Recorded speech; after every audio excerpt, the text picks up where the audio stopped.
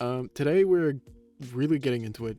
I've got a 40-minute long PragerU video about a guy blaming Hamas for Palestinian deaths.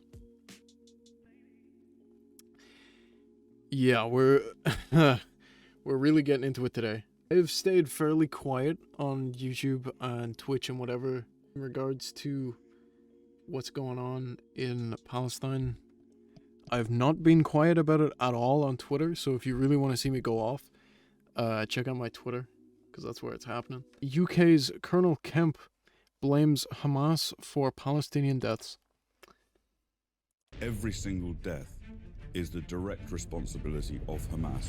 It's the first time in history any army can force their enemy to kill their own civilian population. They don't just want to kill as many Jews as they can, but they want as many of their own people dead as possible. Part of this plan is not just to attack Israel, but to attack the West in general. You're not Jewish, you're not Israeli. Why are you doing this? Because when I was a child, I was taught to know right from wrong. Being anti-Israel is being anti-Semitic. This is not just Israel's fight, it's all of our fight. Colonel, I have a lot to say already. Wow. Oh my god. Okay, 30 seconds in. That's so much. We're gonna pretend we didn't see any of that. Kemp, thank you so much for sitting down with me. We met a few years ago. I learned a lot from you, and you have more to teach me in the world. So I look forward to launching into this discussion. For those who don't know you, can you just describe your career?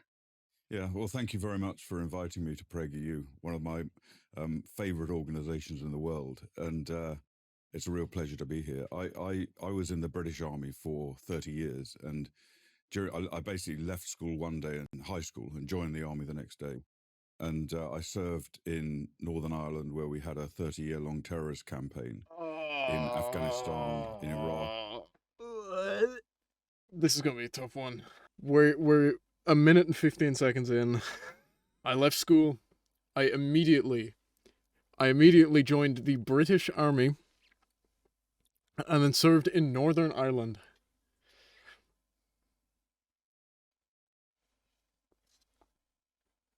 In both of the two wars that have been going on there in recent years, in the Balkans with the United Nations peacekeeping force there, and in other places around the world.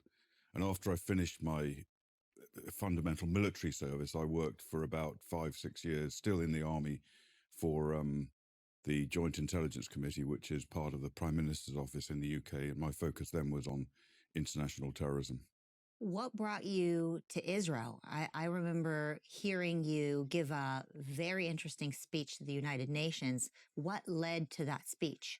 Well, I worked very closely with Israeli intelligence services and military services during my time in the British government and the British Army, and got to know a great deal about Israel over that time. And Did I hear that right? I'm going back. I gotta see this. I worked very closely with Israeli intelligence services. He worked very closely with the, basically the Israeli equivalent of the CIA, which is like the evil CIA, if the CIA could get more evil. Did he go to the barbers and ask for the generic old man cut? Israel was extremely beneficial and helpful to the UK, particularly in my experience, particularly in providing intelligence that saved British people's lives. And the same applies, of course, Sure. to many other countries around the world. For sure, yeah. And I after I left the army, I saw the conflicts going on between Israel and Gaza and other conflicts affecting Israel.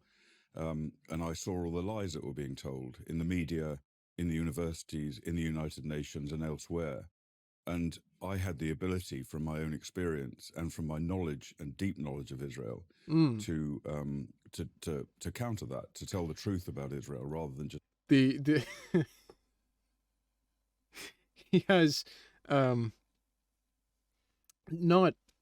facts and logic, but he has his own personal experiences. So that's always more valuable. Always more valuable than what's actually happening is your own personal experiences with things. to tell the truth about Israel rather than just accept.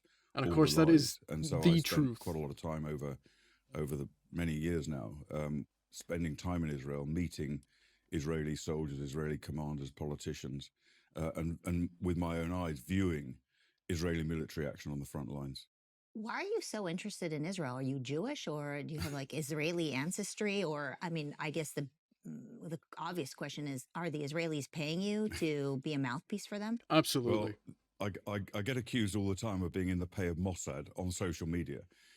Mossad's a very effective intelligence service, but the biggest problem with Mossad is the accounts department, because so far I haven't had a check from Mossad. But no, I don't get paid by Israel. I have no formal association or relationship with Israel at all. I consider myself to be completely independent and objective. But I do Okay, believe that for sure. Israel's story is extremely important to all of us. All right, Not only we'll just pretend for now that he's not being paid any money to say any of this. Getting less than 10 euros. Look at his hair. He's even got a bit sticking at the back. I don't know if you noticed. because there is gross injustice affecting Israel. There's so many lies, so much propaganda going back decades, which persuade most people, I think, I would say, or many people anyway in the world, that Israel is actually the root of all evil in the world. And that's reflected I don't in think many of the hugely biased anti-Israel resolutions and debates. I'm not sure I've ever actually heard anyone say that Israel is the root of all evil in the world. I don't think I've ever heard those words. Ever. That's just such a wild thing to say. In the United Nations. And I believe if I'm in a position, which I am, to try and tell the truth in the face of these lies, it's my duty to do so. But also course. Israel is basically on the same fight as the Western civilization. We face the same enemy, we face the same threats. Who? And I think, personally, I have a great interest in the future of Western civilization and Western democracy. Who are these I can threats? play a role in helping Israel and helping people understand. Are these threats in the room with us right now? Israel, because they face us all as well. This is not just Israel's fight; it's all of our fight. Please forgive me if it feels like some of my questions. Bro's a professional waffler. What is he talking about? The threats that are facing Israel are the same threats that are facing the Western world. He's gonna have so much money, and he's still not gonna be able to afford a decent haircut. And that tie, I'm not even gonna talk about the tie, but confrontational. I really want to get to the bottom line and to the truth. And I know the same thing pertains to the audience's reaction to your answers. You said that you are in a position to talk about Israel. Is it because you've been there, you served there, you read about it? Like, what do you think puts you in this position? How do you know better than anybody else sitting here in the West? Yeah, he doesn't. Very good question. He doesn't. I mentioned my military experience, which gives me an ability. I mean, many other people have this ability, nothing unique. Gives me an ability to understand conflict in a way that perhaps most people don't. And the kind of conflict that Israel is engaged in Gaza, for example, today, and elsewhere, including on the Lebanese border. This is exactly the same type of conflict as we were engaged in Afghanistan, Iraq, and in Syria and other countries. Yes, which were also bad.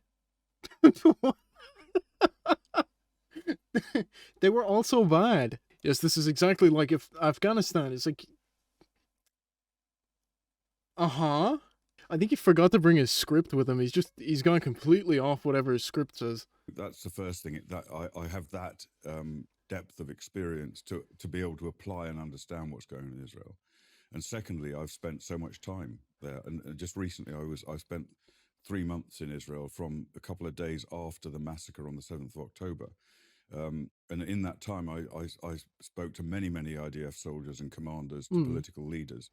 And I visited the front lines. I was inside Gaza on a number of occasions. I went into the tunnels in Gaza.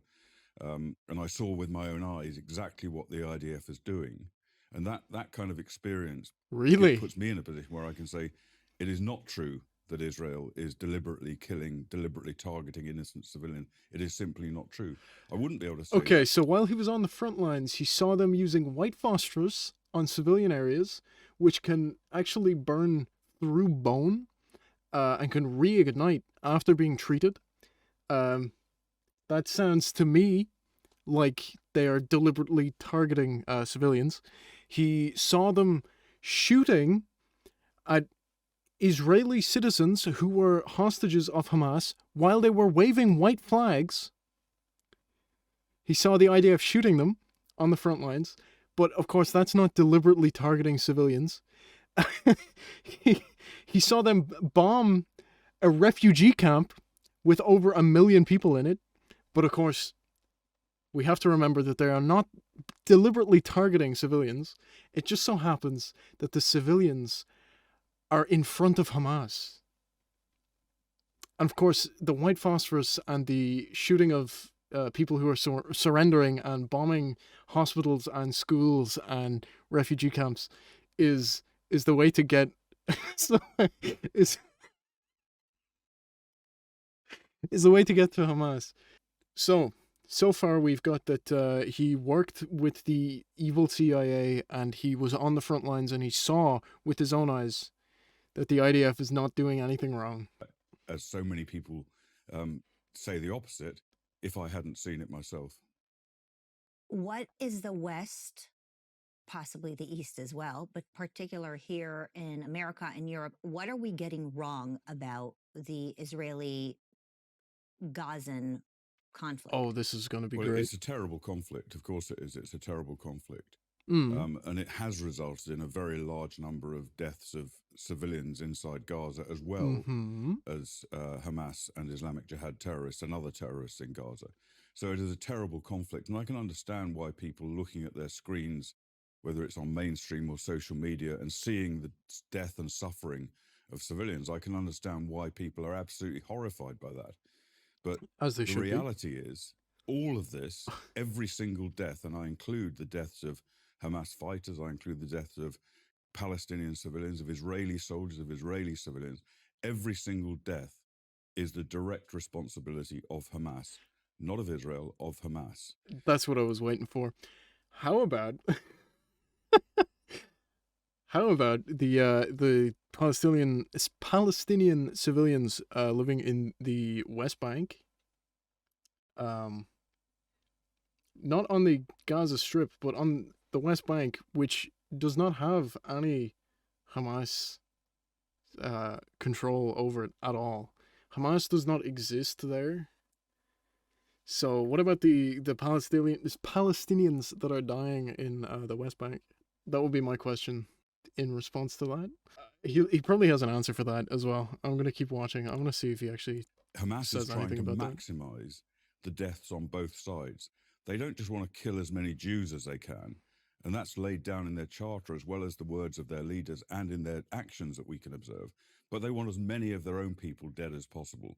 Not their fighters, they want their civilians dead, because they know that by doing that, by publicizing it, by exaggerating it, which they do, that will bring down pressure and vilification, hatred, delegitimization against Israel. That's their objective. That's what they're trying to do. And meanwhile, What? Israel is trying to minimize the deaths in Gaza. They're trying to minimize the deaths of their own civilians, of course, that are subject to barrage after barrage of rocket attack.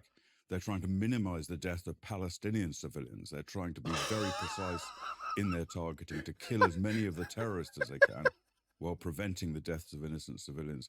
This is what people, too often people cannot understand. Oh my god. They're killing their own guys because they want sympathy. Apparently they're killing their own guys. And also apparently Israel is trying to minimize the deaths of Palestinian civilians, despite the fact that they have just bombed a refugee camp with over 1 million people in it and killed like nearly 100 people. But they are being very precise in the fact that they're bombing everything. I mean, maybe Hamas is just everywhere, like in every building in Gaza. Maybe that's why they're bombing every building in Gaza. They're just being really, really precise in the fact that they are just hitting everything on purpose. Is that what he's saying? I'm very confused.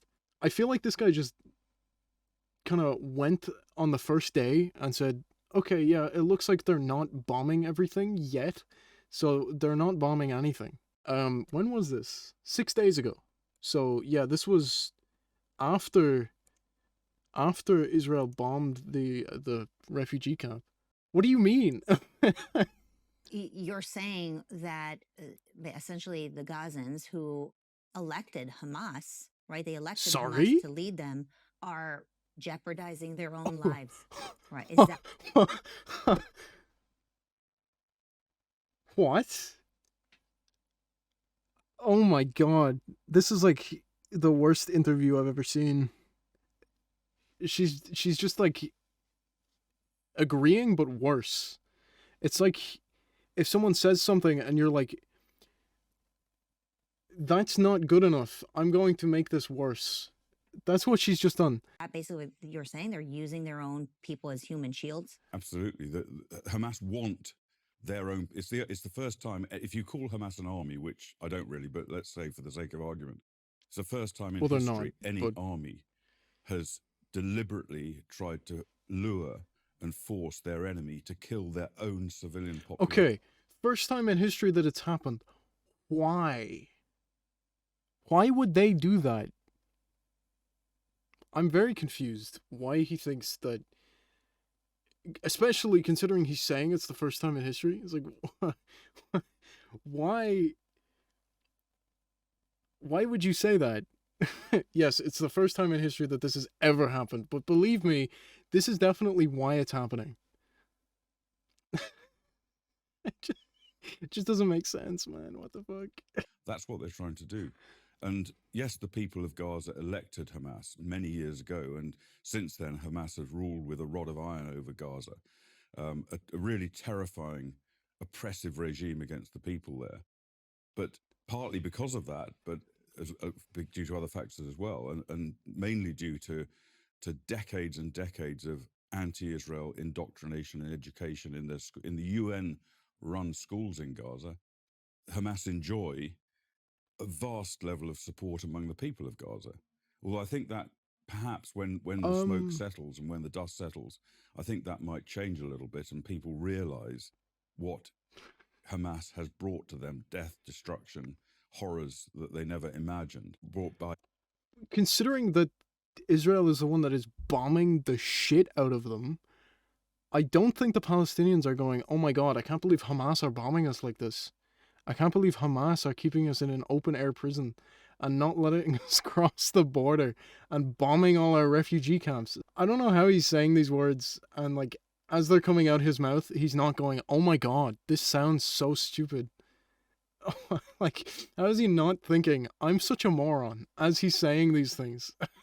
And I think that will help perhaps some people to revisit things. It's not going to change the hatred of Israel among many of them, but I think Hamas, we've already seen signs of Hamas being rejected by people inside Gaza. Have you seen People have been rejecting Hamas inside Gaza since like the very beginning. I mean, it's like if you ask an Irish person, do they support the IRA? ideology anywhere around the world? I mean, you talk about how you have expertise from other places where you served. This idea that people would, I guess, sacrifice their own families, their own children, their own bodies for the sake of winning a war or killing others. It's a pretty common terrorist tactic, actually. Is it? And I experienced that in Northern Ireland, for example, against a completely different type of terrorist. Oh. But the difference is with Irish terrorists and organizations like Hamas is they use the civilian population as human shields. They hide behind them, and they don't really care too much if their own civilians die. But Irish terrorists didn't want their own. So part of their tactics wasn't to get the British Army, for example, to kill Irish civilians. It was just an incidental consequence of it. Yes, Whereas yes, Hamas, it's the exact same. Where I'm trying to figure out how he's pieced together this idea that there's a difference. I would say the difference is the fact that the British didn't just outright bomb Ireland. I would say that's what the difference is. Maybe the fact that the British weren't just killing people like every day.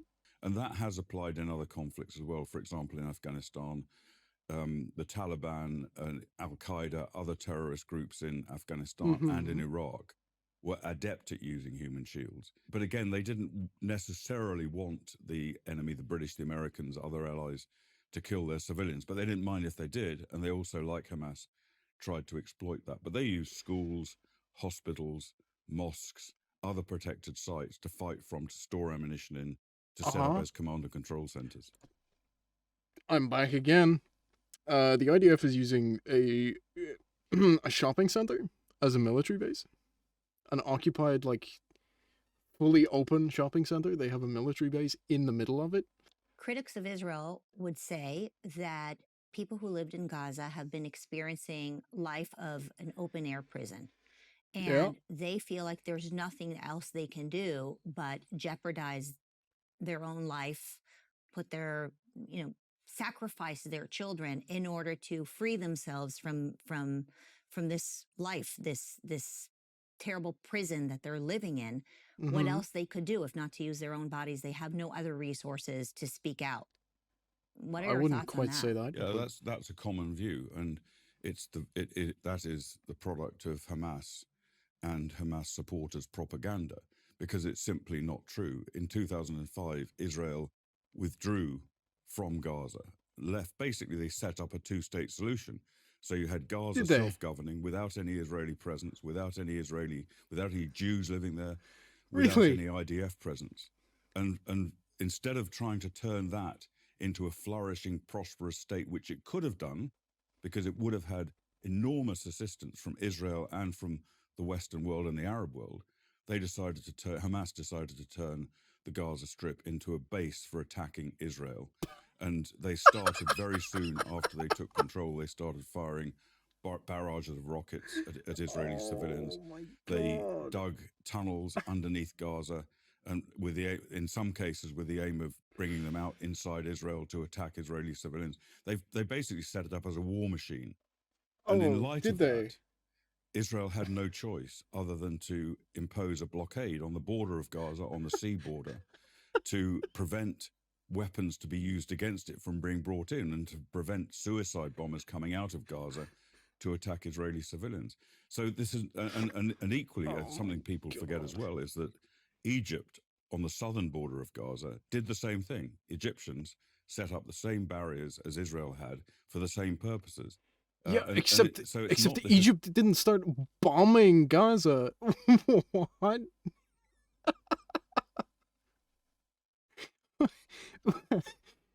I mean, Egypt are exactly the same. They did the exact same thing, and no one's calling them out for genociding a whole country. I'm so confused by, like, this guy's brain. I don't think it functions on the same level as anyone else's. Not a prison camp of Israel's making. If it is a prison camp at all, it's a prison camp of Hamas's making. Yeah, except for the fact that if you look at the size of Palestine and the size of Israel 100 years ago, right? Palestine is huge. I'll pull it up right now. So this is a map. Why did that open like that? This is a map showing the green is Palestine. The white in these ones is Israel.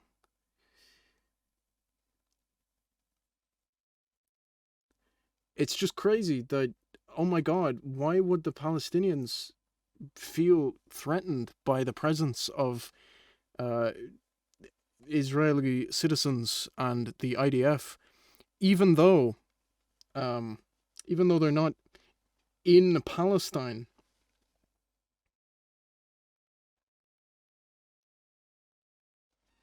I mean, this is so strange. Why would they feel that way at all? Country in the world could allow another state or entity on its borders to attack and just do nothing and let them carry on attacking. It couldn't happen.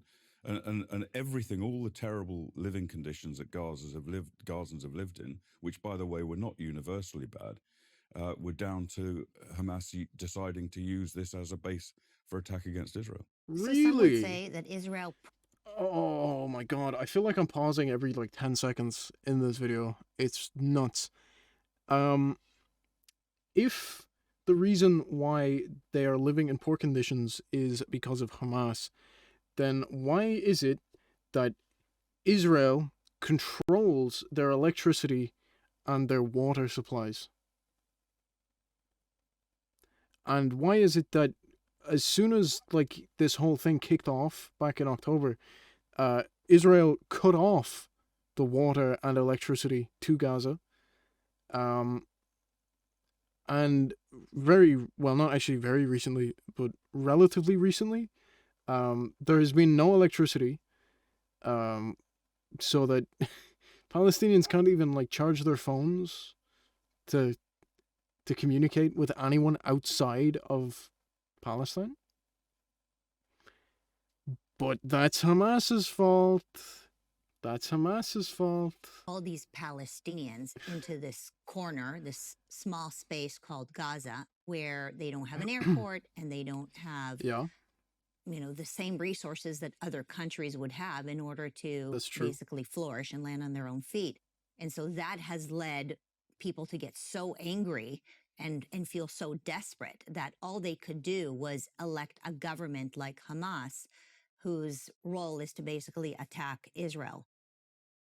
Israel would have played a major role, in my view, to make sure Gaza did have an airport, did have a seaport, did Really? flourish, if it hadn't been set up as a base for attack.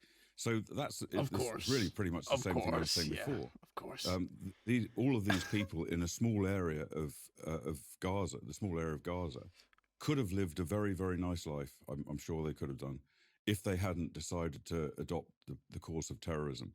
I feel like this entire argument that Hamas is stopping Israel from helping them just completely falls apart when you take into account the fact that Hamas has offered a solution to this. It might take me a while to find. I'll see if I can find it. Okay, it doesn't really matter like what was actually on it, but there are quite a few different times where Hamas has come up with multiple options for a ceasefire and a truce, and the Israeli government has just rejected it. Pretty sure the last one, Hamas actually offered a two-state solution, which is, I think, what Israel was looking for from the beginning, and they rejected it and said that as long as Hamas is allowed to exist or something, there would never be a truce or some wild shit. It's like Hamas are actually offering to stop, and you are saying, no. As long as you exist, we can't do that. It's like they're the ones that are offering to stop. I don't really know enough about that though to talk about it, so I'm just gonna ignore that part of the video for now. And linked to that is the situation in Judea and Samaria, otherwise known as the West Bank. Both Gaza and Judea and Samaria could have been flourishing states. You could have had a two-state solution, but you can't have a two-state solution with a territory that wants to attack you, and you're not able to defend yourself against it.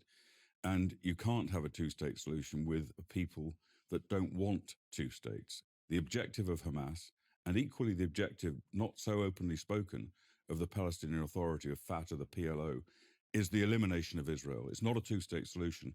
It is except for the fact that they have actually offered to do a two-state solution, and Israel rejected it. One-state solution, and that state does not include Jews or the state of Israel. Would you agree that Israel has stronger military might over Hamas? Absolutely. Israel is one of the strongest military powers in the world, and certainly in the Middle East. And there's no question as to which is militarily dominant. But in this kind of what's known as asymmetrical warfare, it's not necessarily tanks, it's not necessarily artillery, aircraft, machine guns, which always have the upper hand. And we saw that in Afghanistan and in Iraq. We saw how devastating the damage could be done with a more, shall we say, conventionally inferior military against a very superior, the greatest military in the world, the United States military. But the other thing that people...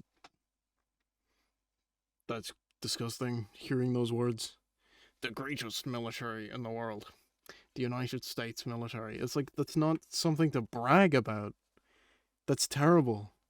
Why do they need such a huge military? Like, they actually spend more tax money on their army than anything else. That's ridiculous. Why do you need 10 billion tanks? maybe don't always recognize is that Hamas, it's not just a group of people who kind of grab an AK-47 rifle and attempt to gun down some Israelis, or, you know, they make a few homemade rockets. Hamas is supported with vast military resources and finance by Iran. Hamas... Sorry? Israel is getting all of their ammunition and weaponry from the United States of America. They are getting weapons from, and he said it himself, the greatest military in the world. The rockets that Hamas use were designed by themselves. I'll show you a picture of them. That's what the rockets look like. I don't know what he's talking about. They're getting all their ammo and their big explosives from Iran. They, as far as I know, technically have funded them previously.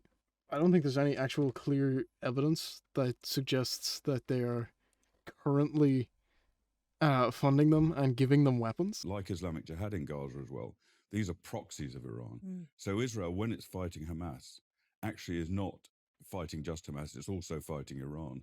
And it was Iran that had its hand behind the 7th of October massacres, and Iran that has its hand behind the intensive attacks that have been taking place from Lebanon into Israel in the last few months.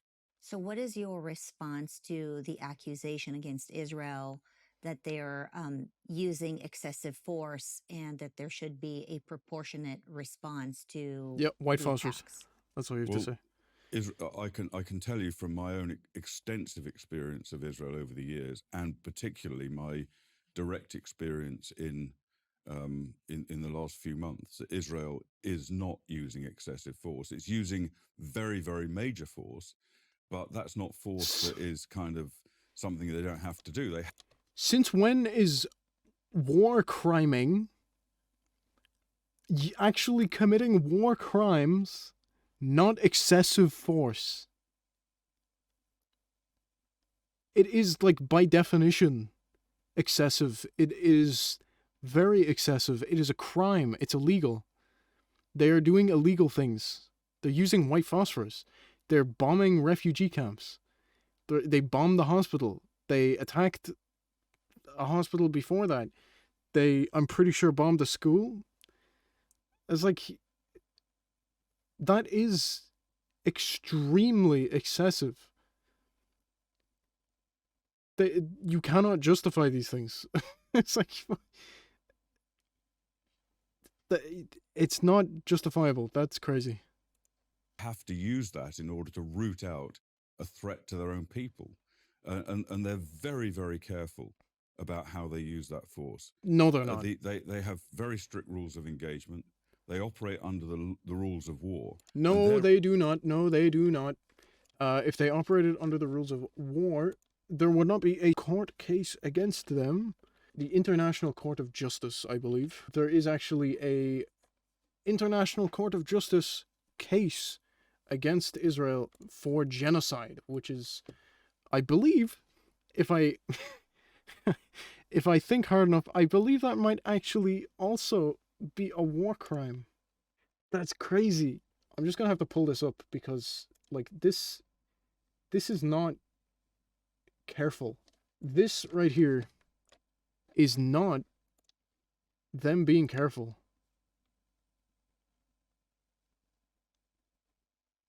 That is just bombing things.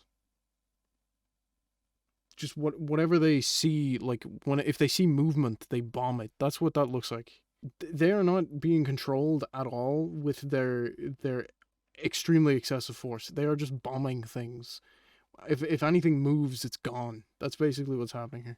Response in each case is actually proportionate. The problem is with the word proportionality is people don't really understand what it means. It doesn't mean that you've got to have an equal number of deaths on each side.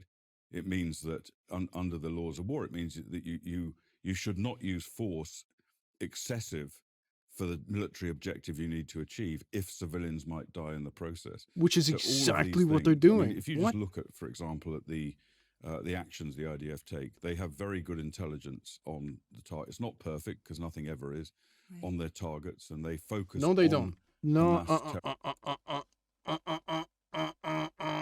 The IDF knows absolutely nothing about Hamas in terms of like where they are, which is why they are bombing everything. If you want to believe the IDF, the whole point of their argument as to why they're just bombing everything is because Hamas are hiding.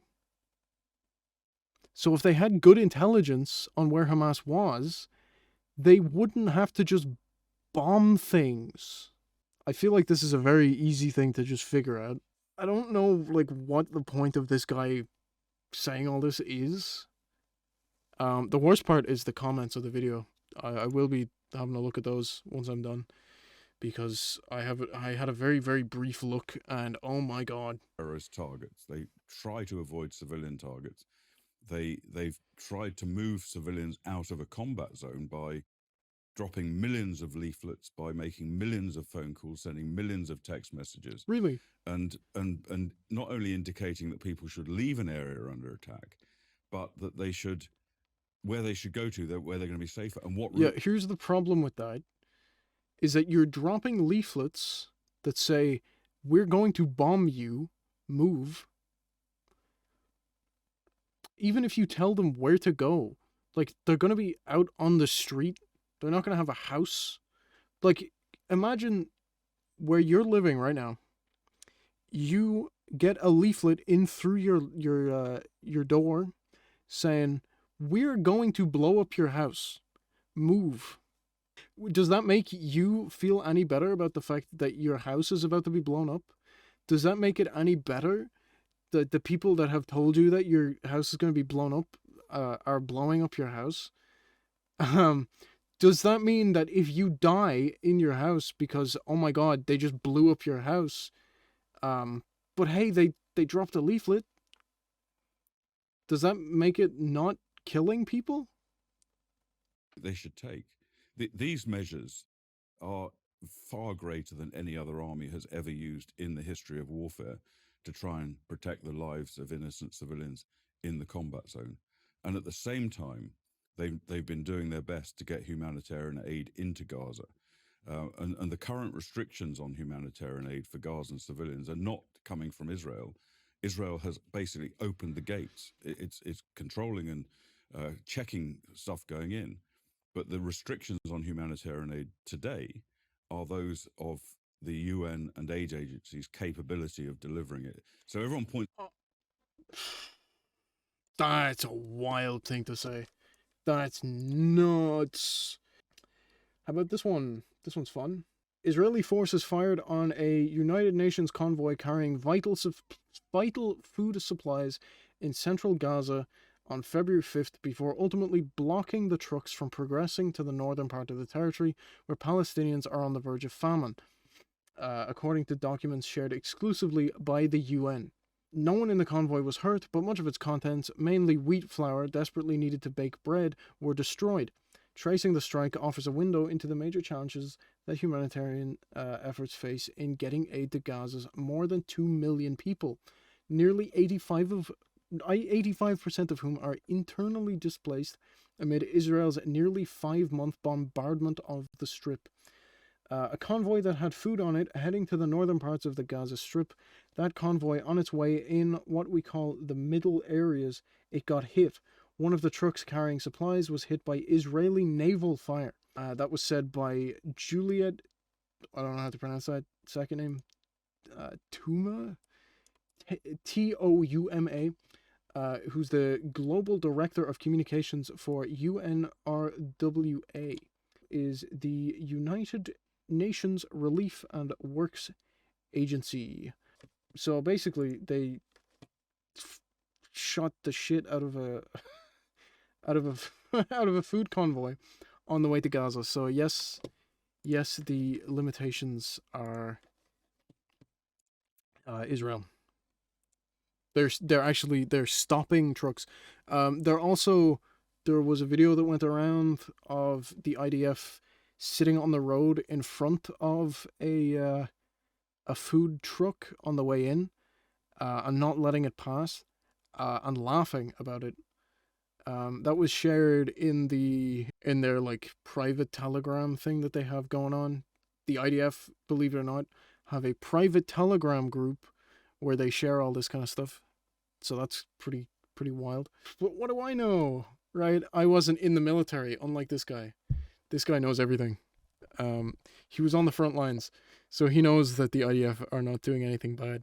Let's keep going, because there's still another 20 minutes to go. It's the finger at Israel and says, you're stopping it. It's not. They're not stopping it. They're letting it in. And both of those two things are major mitigating factors against this disgusting accusation of genocide that's being made by South Africa against Israel. Because a genocidal power does not try and prevent the deaths of innocent civilians. It does not try and feed civilians who are hungry. But they're not doing that. They're not the ones trying to feed the civilians. It's the UN that are trying to do that. That doesn't make sense. That's not an argument that makes sense. Nothing he's actually just said there makes sense. If you actually like look up anything, if you look up anything that he just said, none of it makes sense. I also like the fact that he's not trying in any way to provide proof of these things at all. It's crazy.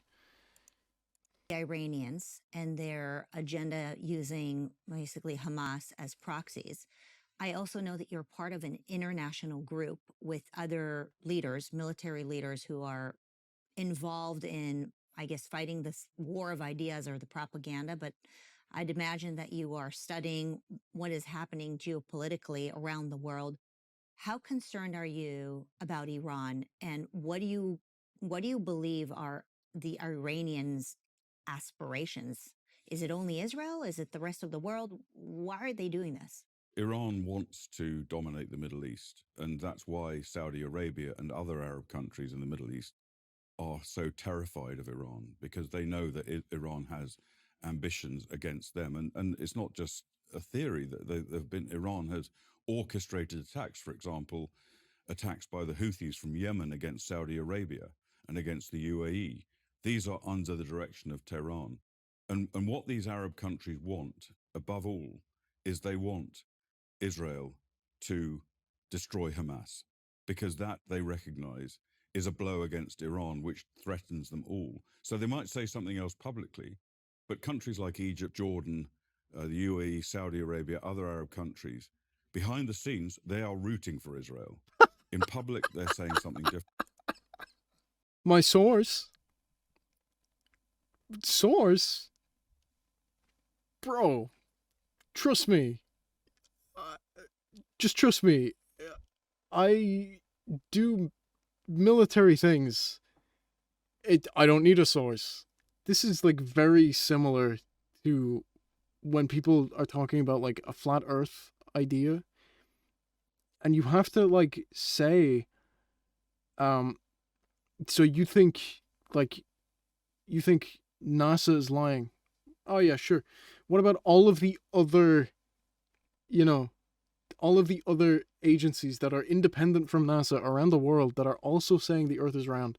This is the same sort of idea. It's like, why would all of these countries at the same time publicly say that they support Palestine and condemn what Israel is doing, while privately thinking something else? Why would they do that? It doesn't make sense. What does make sense is that Israel's bombing Gaza because they want the land. Because they want to wipe out the Palestinians and take the land and rebuild on it. That makes sense. because like that's a normal thing that people, well, it's not normal, but that is a very typical reason for wars to happen. But that's that's the threat that the Middle East faces from Iran, and it's not just the Middle East as well. Iran has proxy organizations and terrorist cells around the world, including in the United States and in the UK, which are ready to carry out attacks and have attempted, and in some cases succeeded in attacks in our own countries. So the Israeli, I guess, Gazan war is almost a proxy war for these larger entities, the Iranians versus the Saudis or the Iranians versus the West. Is that kind of how you see it? Is that why people like you are involved in this organization? I'm trying to understand why. What's the name of the organization that you're involved in? The Friends of It's called II? Friends of Israel Initiative, Okay. and it's an organization that's made up of. So that's this behind the scenes military thing that he's involved with. What did he call it? Friends of Israel Initiative. Friends of Israel Initiative. International effort to seek to counter the attempts to delegitimize the state of Israel and its right to live in peace within safe and defensible borders.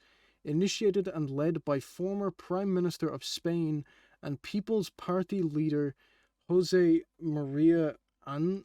I don't know if I'm pronouncing that right at all. This People's Party is the dominant center-right political party in Spain. So he's a right-winger. So the military thing he's involved with is just like more Israel, basically. Well, it's good to know. And it's an organization that's made up of former heads of state, former cabinet ministers, and former chiefs of staff and general. All of these former bits means they have absolutely no reason to tell the truth.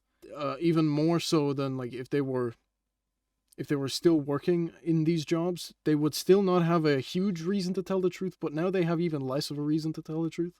From around the world, chaired by the Canadian Prime Minister Stephen Harper, former Prime Minister. Yeah. Former. We're also gonna go into that. Harper is the first and only Prime Minister to come from the modern-day Conservative Party of Canada, meaning right-wing. And our objective really is to raise awareness and to raise understanding of not only the way that Israel fights and the way that Israel operates, and to try and counter some of this anti-Israel lies and propaganda, but also to get people to recognize, as you rightly say, I think, that the threat against Israel is also a threat against all of us. And one other aspect of that threat that is he still hasn't explained that. Surfaced and raised its head, I think, particularly in the last few months, is Jew hate around the world, often inspired by demonizing Israel and by projection demonizing Jews everywhere. And I think this is a real danger to our society. Who is doing that? Who's doing that? Who's doing that?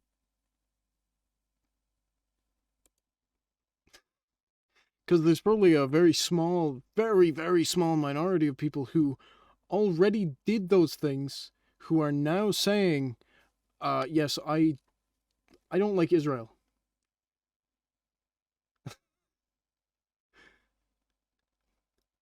Like, that isn't something that came about because of Hamas.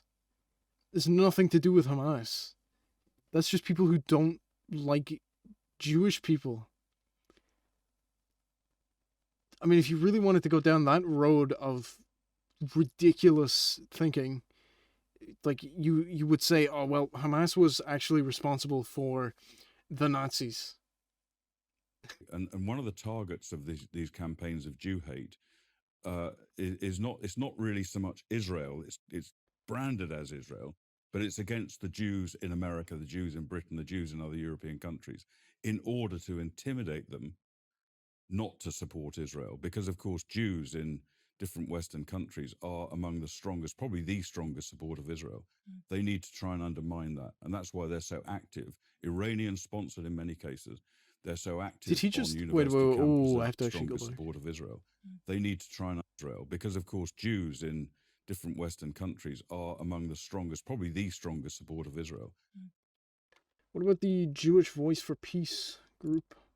This does not look like a whole lot of Jewish people being the biggest supporters of Israel right here. You know what I mean? I don't know. I feel like that's not really an argument either.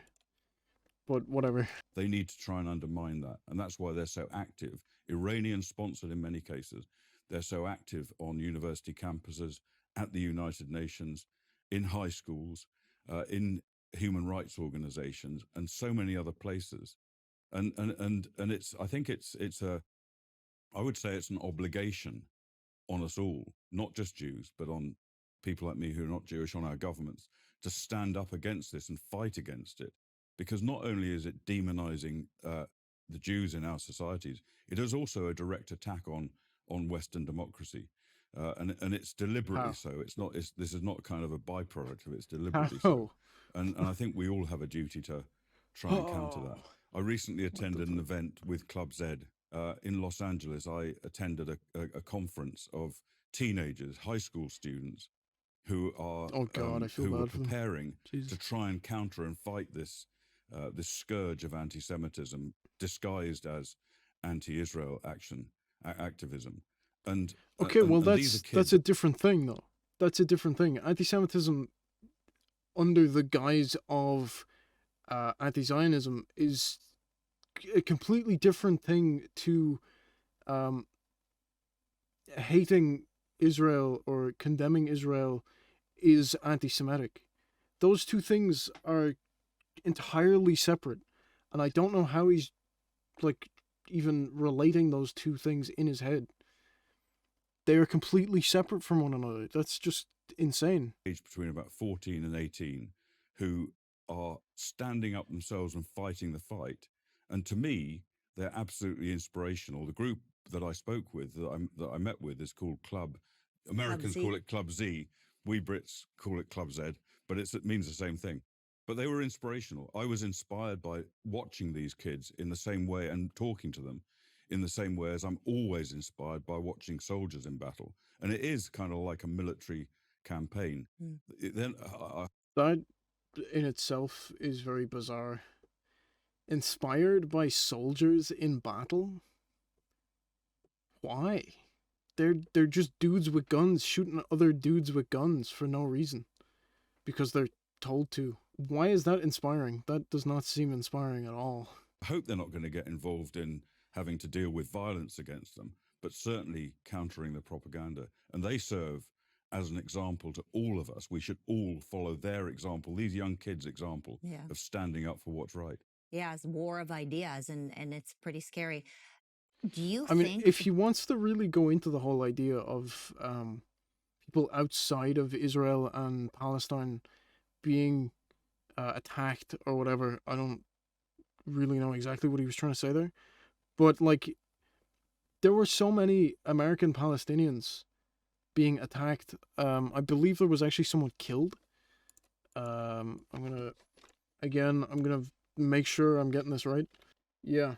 A 17-year-old American Palestinian, or Palestinian American. That was on February 10th. 21st of January, there was another Palestinian American teenager, 17 years old, killed.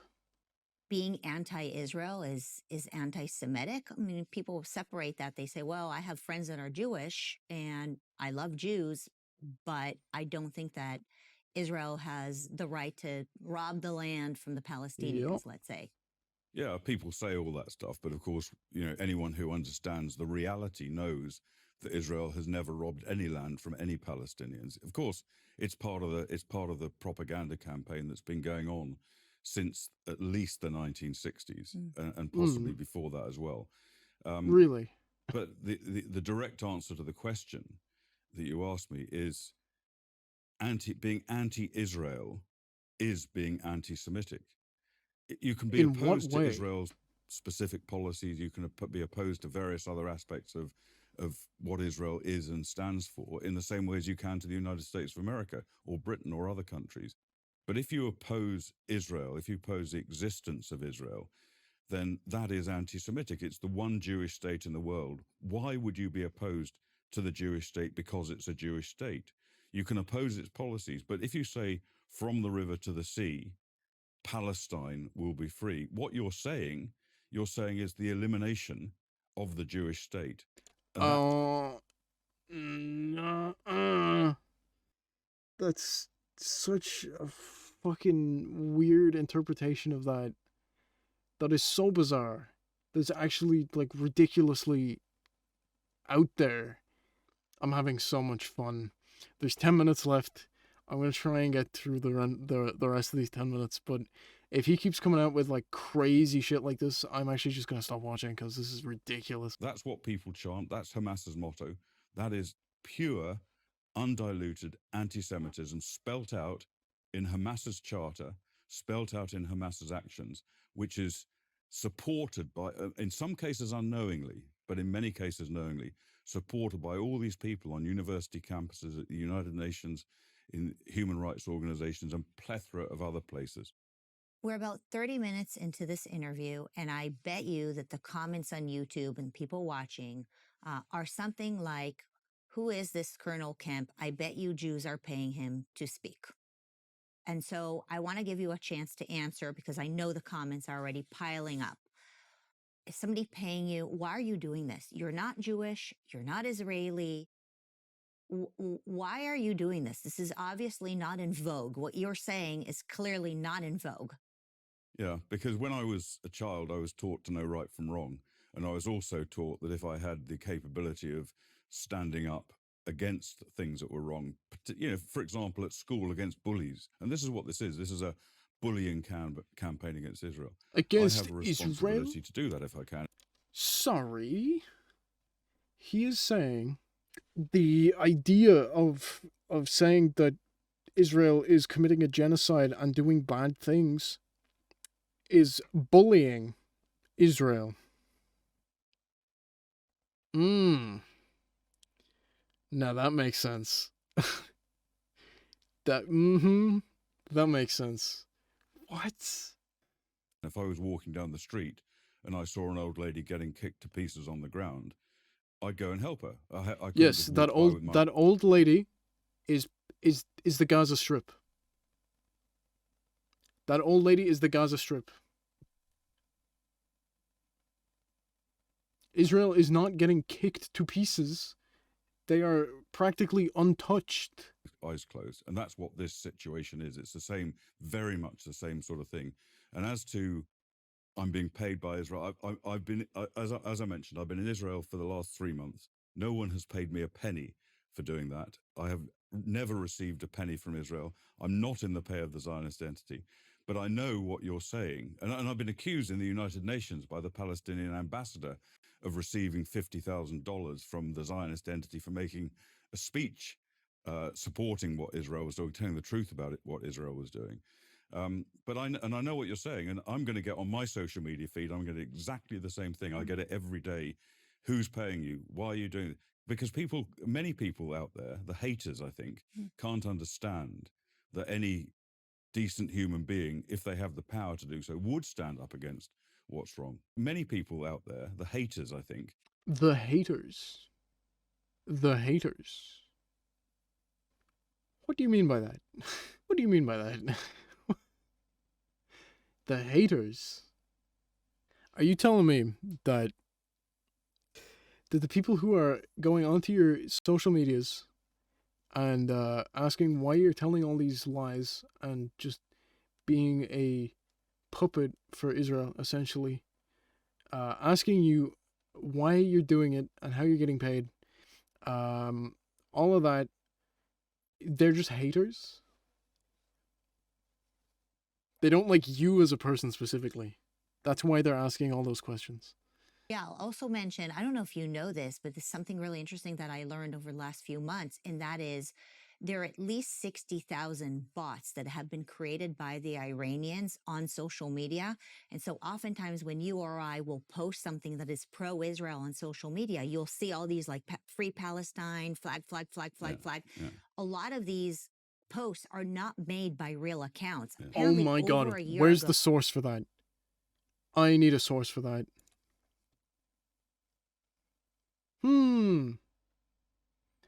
That's strange. No source for that information, that wild accusation. I've just seen Dennis Prager supporting Hamas is like supporting Nazis in World War II. From the Telegraph.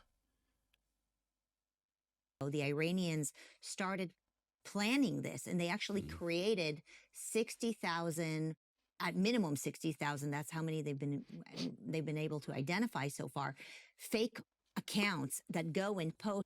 Ooh, who are they? Created 60,000, at minimum 60,000, that's how many they've been able to identify so far. Who is they? Who is this mysterious entity that is identifying these bot accounts? What do you mean they? Who is they? For over a year, those accounts have been posting about all kinds of things. So Facebook and Instagram are having a hard time identifying these fake accounts as fake. And so they're able to actually launch these kind of like social media attacks against influencers or people who are posting. It's a fascinating thing. And when you talk about how this war is not just bullets and tanks, but it's social media, it's mental warfare, it's in our schools. We're wondering why we're seeing, these actions take place on campuses. This has been in the planning for a while. And, Oh my my God. understanding is part of this plan is not just to attack Israel, but to attack the West in general. And so I just thought you might find that interesting. I want to connect some of this, not just to the United States, but to your country, the UK. What are you seeing there? I mean, I just think London, I look at images from London. I see some of the, I want to call them protests, but they look almost like riots to me. If that looks like a riot to you, you have never seen a riot before.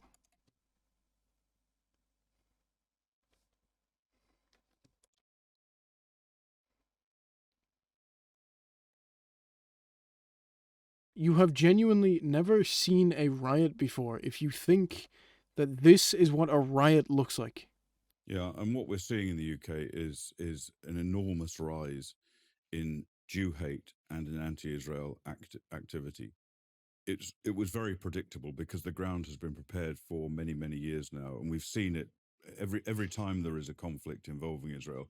We see a rise of this. We don't see the same kind of rise of protests against the many hundreds of thousands of people killed in Syria or other countries in the region or elsewhere around the world. We don't see anything like that level of protest, but we do.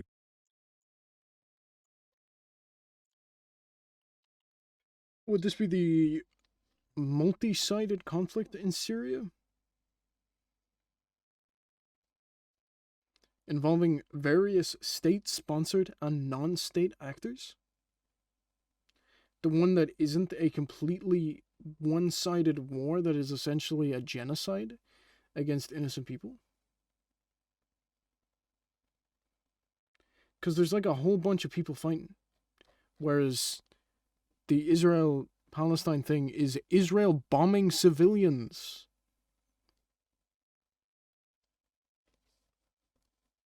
Like, it's not a war. It's just Israel bombing for no reason. Like, you cannot say that 5 months of continuous bombing is, oh, well, Hamas did this thing one time, so they kind of deserve it. Like, what the fuck? It when Israel is involved, because Israel has been portrayed through these decades of propaganda as being essentially the ultimate evil, and people need decades of propaganda. I'll tell you that I have no prior knowledge of these decades of propaganda, because, to be truthful with you, I only learned about the whole situation between now and this time last year. And I just sat down and did some research and looked into it and became knowledgeable on it to the point where I can talk about it. Like, I can have a conversation about it and kind of see the very obvious lies in what this guy's saying. But, like, I wouldn't have been exposed to any of this propaganda or whatever he's talking about. I wouldn't have had any interaction with that at all. Because, to be totally honest, I would have been too young. Protest against it. I think that the majority of people in the UK, I don't know this, I have no scientific measurement for this, but my sense is that the majority of people in the UK are right behind Israel. So those aged 18 to 35 are more likely to want the UK government to support the Palestinians than the Israelis. Those aged 55 to 75, so the boomers, the real old people, are more likely to want the UK government to support Israel rather than the Palestinians.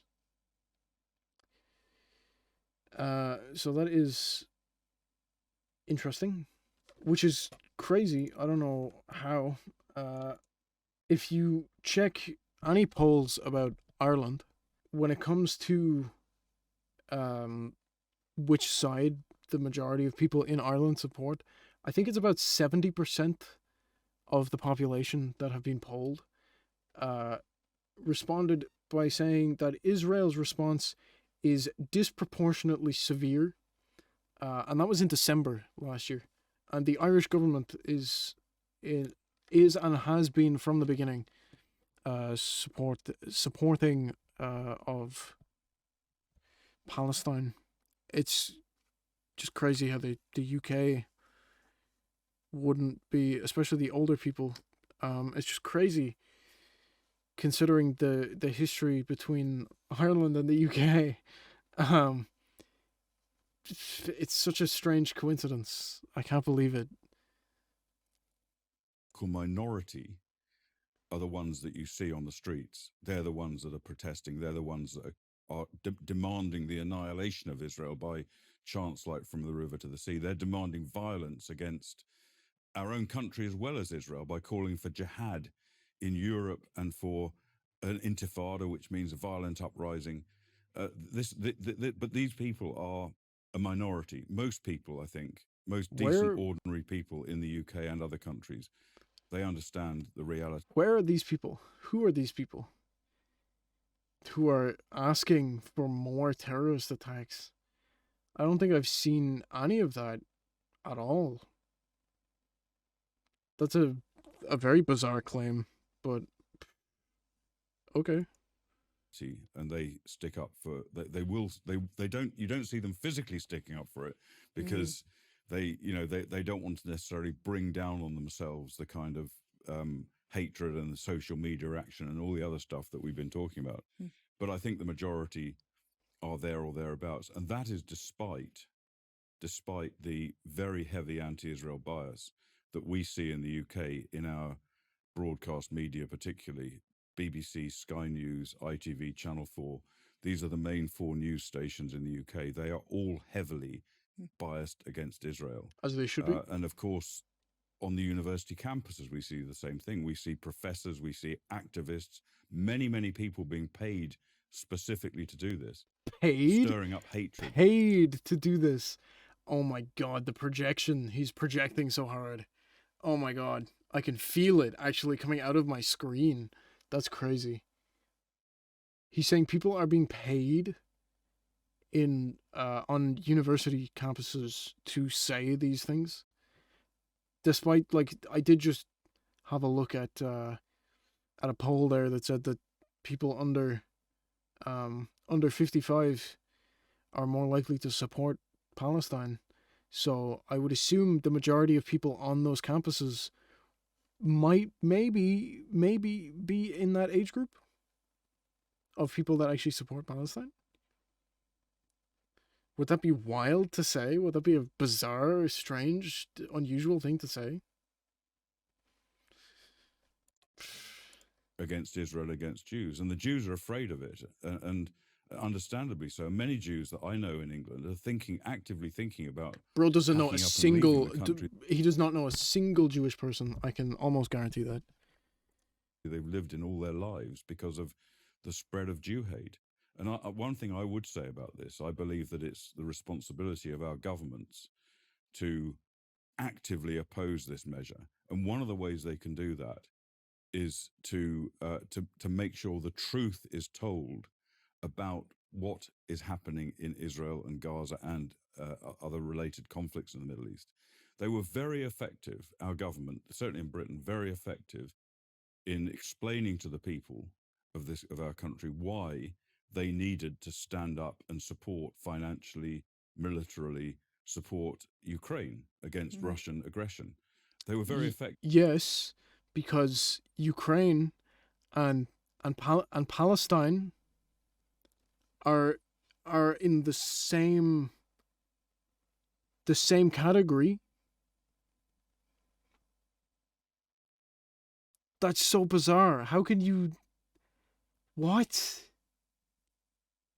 I almost definitely would have thought this guy would be a Russian, a Russia sympathizer as well. I'd be like, yeah, actually, what they're doing in Russia, the way they're like bombing Ukraine and killing people, that's really cool. The same way that Israel bombing Palestine is really cool. I really thought he would say something like that, but no. Apparently he supports Ukraine.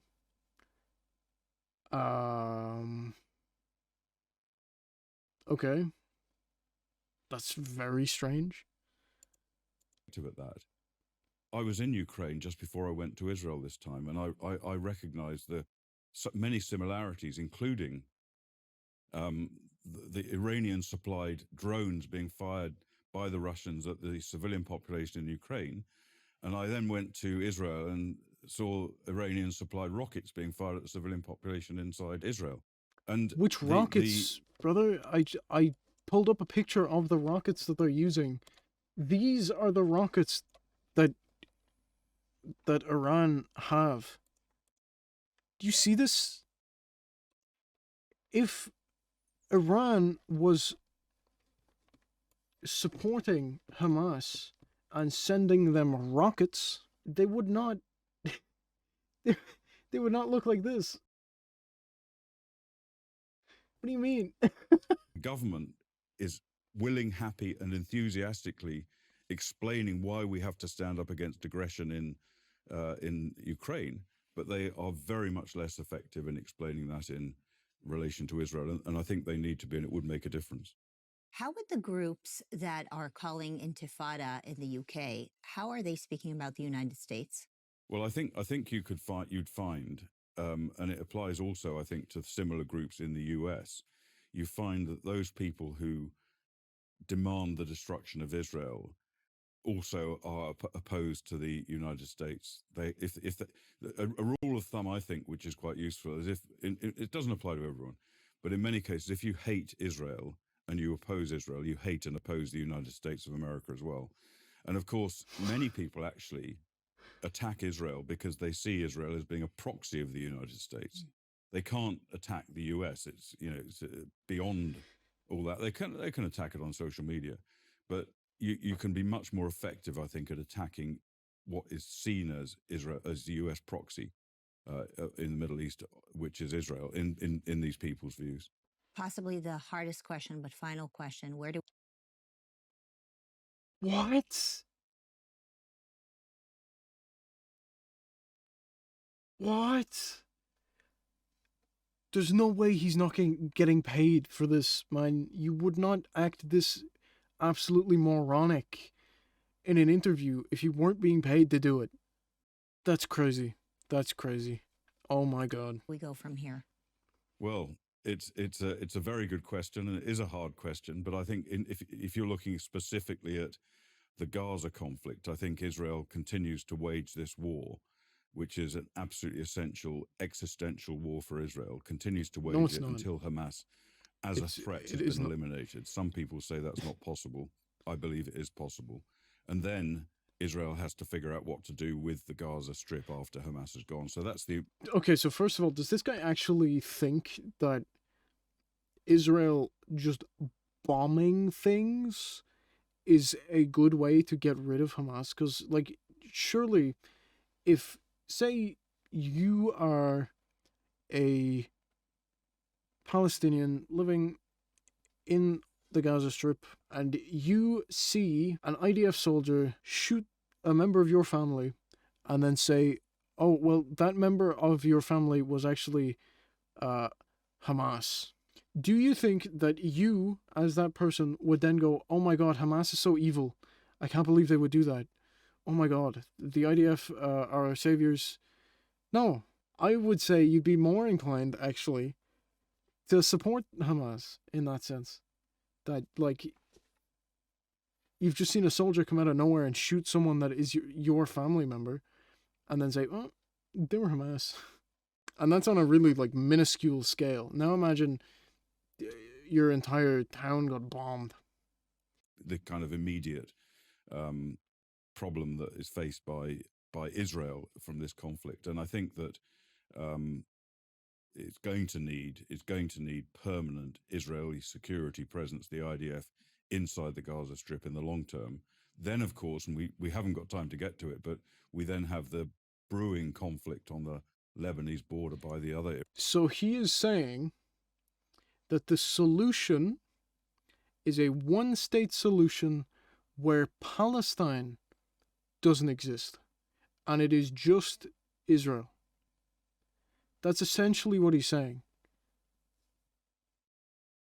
How is that any different at all to saying that there shouldn't be an Israel and it should just be Palestine? That's the exact same thing.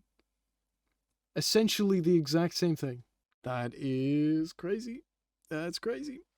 Iranian proxy Hezbollah. But in broader terms, where do we go? I think it's just so important that decent people who do not have this Jew hate or Israel hate in their minds, take action. It can't.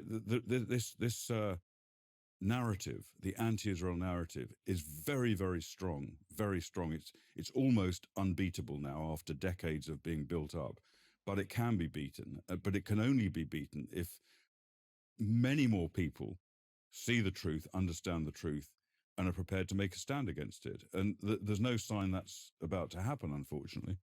But all I would say to anyone viewing this is, please don't just accept the stuff you hear on Twitter, TikTok, or social media, some of the other mainstream media outlets, but dig into it yourself. Yes, Don't we should accept- actually listen to this guy in a suit in a nice blue chair on PragerU. Notably reliable for definitely telling the truth and not being biased at all. I mean, the whole channel of PragerU is talking about, in recent months anyway, talking about how Israel is defending itself against the evil Hamas. It's like you're on the propaganda channel. the what I consider to be the lies and propaganda, and then try and do something about it, whether that involves writing to politicians or getting out on the streets and campaigning against the hate. But until a much larger number of people do that than is evident at the moment, it's going to be descending. This whole situation is going to be getting worse and worse, in my view. Well, evil happens when good people don't fight. It's a pleasure hearing from you. Thank you. I admire your courage. Thanks for everything you do. And What is that supposed to mean? What? What is that supposed to mean? well, evil happens when good people don't fight. Evil happens when good people don't fight. What is that supposed to mean? That's crazy. What a way to end that video. That's crazy. Good God. That was horrible. I'm actually going to switch to my other channel so I can leave a comment about that. You're stopping it.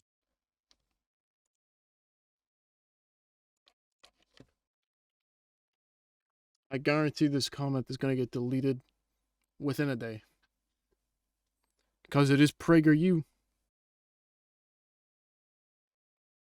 Awesome. That is so crazy. Oh, man.